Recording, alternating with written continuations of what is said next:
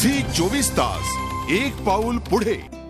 गडद लाल पिवळ्या रंगाची ही मिरची, या ढबू मिरचीच्या ढेगांकडे पाहिल्यावर नक्कीच एखाद्या विकसित देशातील शेतीचं दृश्य डोळ्यासमोर उभं राहतं। मात्र ही किमया साधली आहे कायम दुष्काळी भाग म्हणून ओळखल्या जाणाऱ्या खटाव तालुक्यातल्या मांडगी गावामधल्या या युवा शेतकऱ्यानं। दत्तात्रय पाटील असं या युवा शेतकऱ्याचं नाव।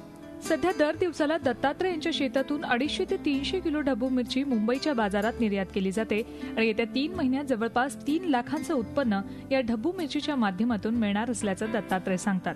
मिरची लावायचा पॉलीहाऊसमध्ये निर्णय घेतला आणि कलर कॅप्सिकम लावावी त्या उद्देशानं बॉम्बे आणि ऑरोबेल अशा आम्ही दोन्ही मिरचीची याच्यामध्ये रोपे लागण केली।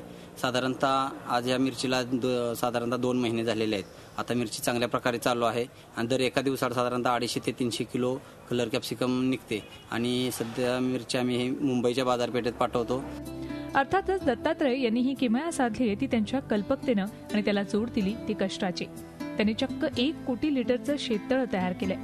कृषी पदवीधर असलेल्या दत्तात्रय यांनी पाणी साठवण्याची गरज ओळखून विविध ठिकाणी साठलेलं पाणी पंपाच्या साहाय्यानं खेचून शेततळ उभारलं।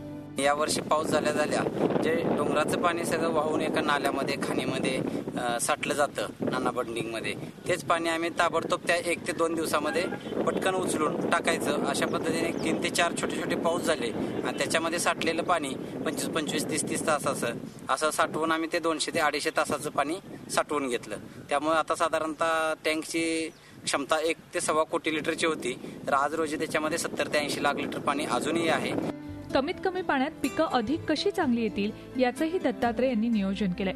ठिबक सिंचन आणि डिफ्युजर तंत्रज्ञानाचाही वापर त्यांनी पाणी बचतीसाठी केलाय। त्यामुळे पाण्याबरोबरच विजेचीही बचत केली जाते। पाण्याच्या कमतरतेमुळे काढून टाकावी लागली असती अशी डाळिंबाची बाग सुद्धा त्यांनी डिफ्युजर तंत्रज्ञानानं जगवली। आम्ही एका झाडासाठी 4 डिफ्युजर वापरले।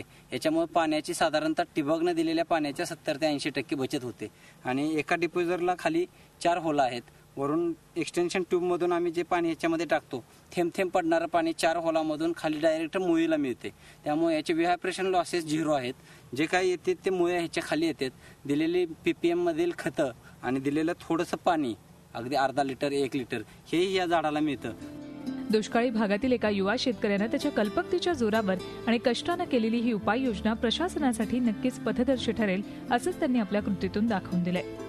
झी 24 ताससाठी साताऱ्याहून श्रीनिवास डोंगरेसह ब्युरो रिपोर्ट मुंबई। झी 24 तास एक पाऊल पुढे।